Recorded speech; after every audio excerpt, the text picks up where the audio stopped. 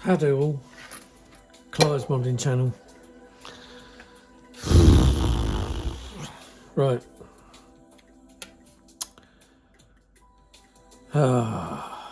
This F-18. Right. I'm running out of things to say about it. I really honestly believe that I must have got in there too early. I can't believe they're all like this. I mean, this is, look at the fuel tanks, right? This one I can't glue together because I've tried to glue it. Right, the other one, this one wasn't so bad, but look at the gaps. Gaps in that, right? So we can fill them, no problem at all, because we're modelers. So that might be the only tank I'll be able to use. But this tank, I mean, it's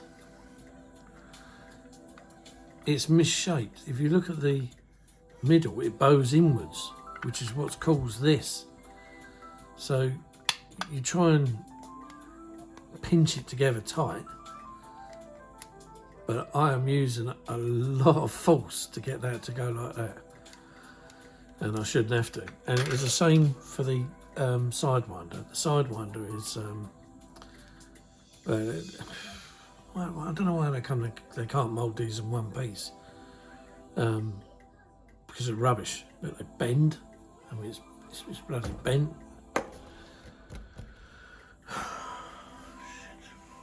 And then you got this thing, right? Now, as you can see, the swirl patterns in the plastic, yeah, you can see it better there. I mean, it's all out. I've sanded this down, and you can't feel these swirls. They're just, when the plastic was poured into the mould, it's just how it is. So I mean, the whole idea of it is to cover it up with paint. Primer it first, and then you use a certain primer. I think my mate was saying to use like a matte primer. I used the satin on this, so I've got to go back over it. But this is these here, these rings. They're one piece and they slot on. But look at the sink marks in them. They don't look like that on the real thing. You know, there it is. Then you've got this line here. I don't know what that is, but you can feel it. But I don't know what it is because it's not a glued in part. And then you've got these awful things here that are just,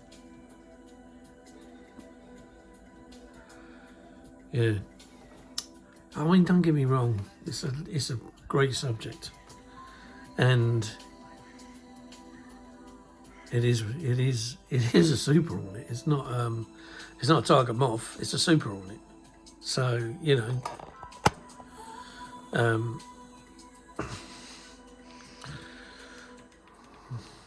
it is what it is. I mean, the copy's not brilliant, but I've had to,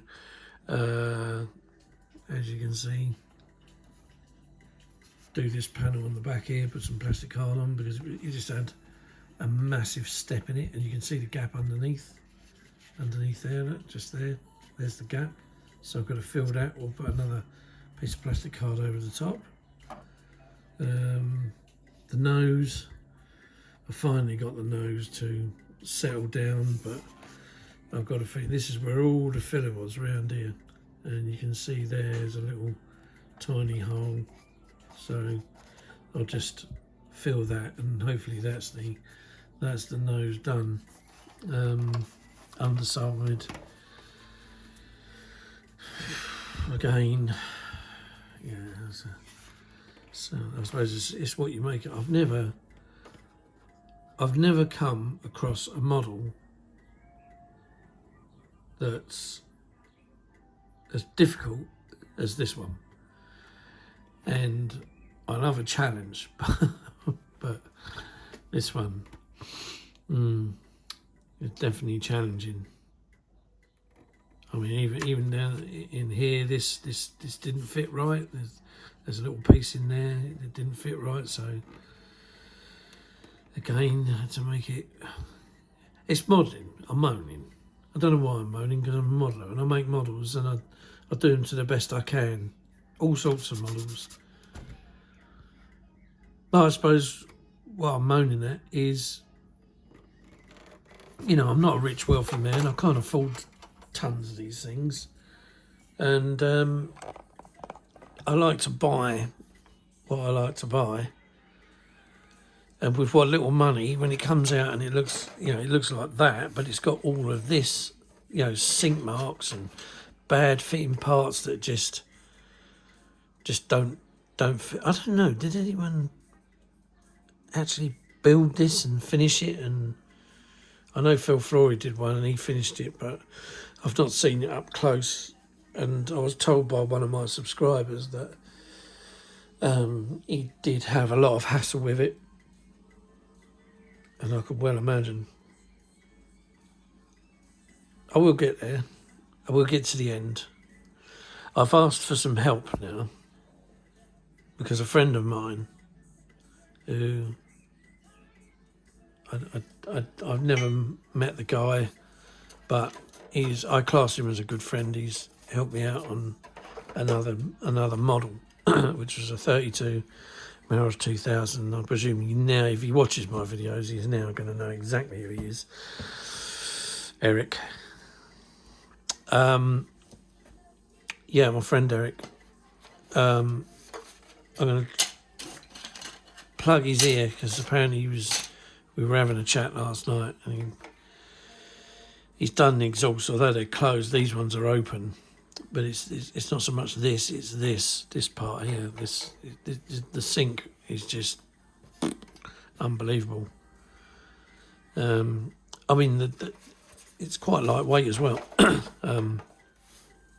for a kit.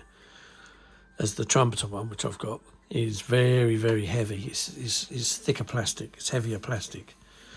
This is kind of thinner gauge plastic. You know, it's very lightweight. Hence the reason that the nose burst. And you know, I'll say it again. If you ever have this kit, if you've got this kit, fill that nose.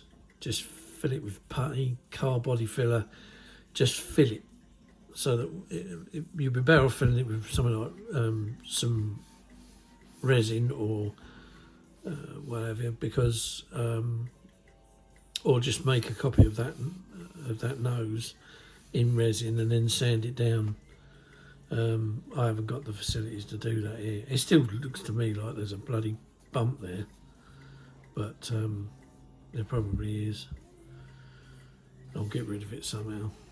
But I didn't really want to spend too much time in one area, but I seem to spend a lot of time just rectifying things. The canopy, again, the front canopy, I mean, it just cracked on me this morning. It just fell to bits. This is the rear canopy. There's my rag, give it a bit of a clean up. But I'll show you how bad this thing is. It's got a lot of swirl marks in it. I mean, you're not going to get, I mean, look at there, you can see the swirl mark. It's horrendous. I mean, there's another, it's just all the rippling and the swirl, you know. It looks like you're looking at the back of a jet engine on tick over and all the heat ripple. That's what it looks like. It's just appalling that somebody, I don't know whether they have people in their factories that say, yeah, that'll pass, go. I know that Monogram used to do it and used to get a little piece of paper in there, and I think places like Hasgar and companies like Hasgar and Trumpeter do it. But I mean, and there you go, look there. Look at the size of that. That's a fracture mark. That is in the plastic. And that's what happened to the front windshield. Just literally, that was it. It was gone. Had it. Oh boy. Don't know what to do. I mean, I want to finish it,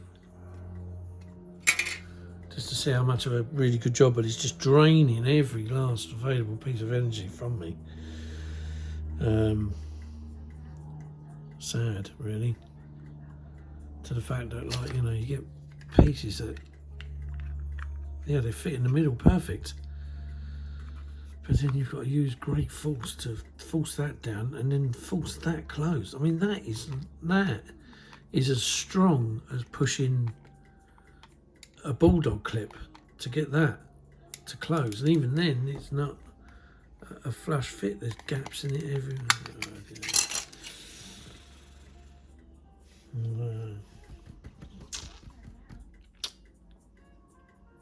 A real shame. I'm going to ring Revell this morning and see if I can get a new glass sprue, because this is what's left on the glass. So you've got the heads-up display, you've got the wing lights there, 2 anti-collision lights that go on the tail, a set of box and light for the nose gear, and then these 2 here. I don't know where they go. Yeah, somewhere on it. But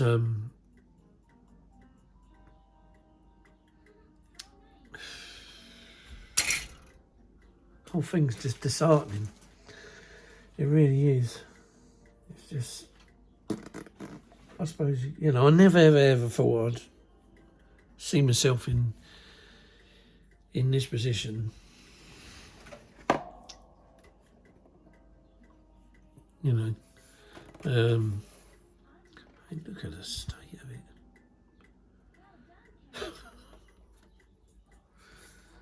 It's laughable.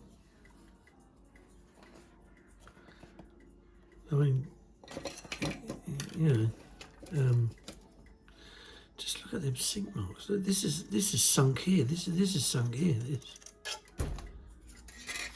I mean, what is it? It's just 60. You can see it there in the light. I must have had a bad one. I must have had a bad one. There's no way I'm going to feel that and that sink, because you're just going to lose all of that detail there and there. You can't fill it. Well, you can fill this, but I don't fancy rescribing all those tiny little lines. And even then, it's just better off just putting a saw through there and a saw through there, cutting both them engines off. And then as for this here, I think I'd cut all of them off and all of them off, and then just sand this flat.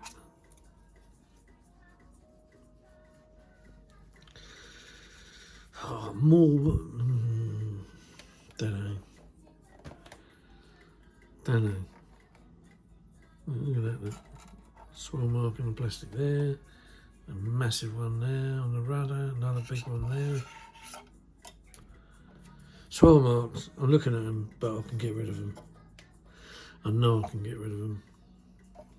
But things like where the plastic has just warped and sunk, you know, and the nose, but it had a massive lump there, and Jesus Christ.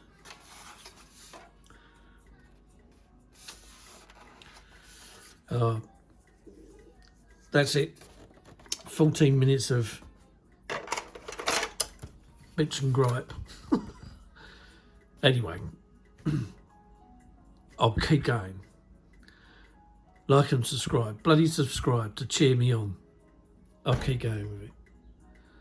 And hopefully I'll get it finished. And like I say, I'll get a new, hopefully a better looking canopy than that. Look at it. Jesus. Bloody cracks in it, vents in it. Right, I'm going to stop, otherwise I'll go on forever. Right, that's 15 minutes of talking about the Revell 132 F-18, the 2-seater, not the single-seater. I have got the single-seater, and I made that before I started doing videos. I haven't finished it, but it's tucked away in a box. It's all painted and stuff. I've just got to glue all the bits on. I think the weapons is the last thing I had to do with it. But as far as I can remember, the single-seater was an absolute breeze compared to this. This is the double-seater. So anyway, thanks very much for looking in. Thanks very much for bearing with us. Stay safe, look after yourselves, and we'll see you again soon. So it's bye for me. For now. Tally bye!